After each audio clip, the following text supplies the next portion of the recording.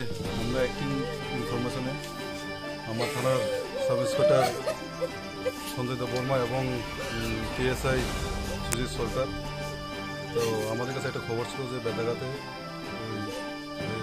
কিছু NDPS substance আছে। সেই মোতাবেক আমি এবং আমার staff plus DCM Shantirbazar Pritam sir আমরা সবাই মিলে ওর বাড়িতে রেড করি। রেডের পরে ওর বাড়িতে আমরা 580 কোটা মানে ব্রাউন সুগার ওটা পাই এবং ক্যাশ টাকা 10,000 এন্ড অ্যাবাভ এখন কাউন্টিং চলছে এবং ওই লোকটাকে আমরা অ্যারেস্ট করেছি।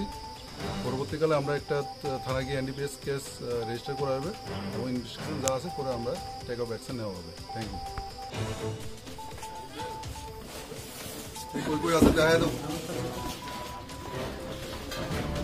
ভাই হিরোলাল, কই আছে দেখা দাও, মাল কই আছে দেখা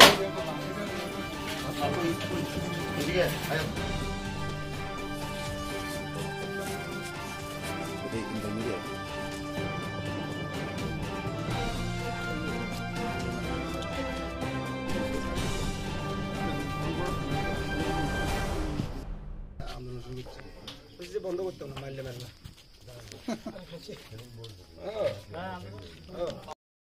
একটু দাঁড়িয়ে পাকে বয়স্ক দেখা যায় ভালো মানে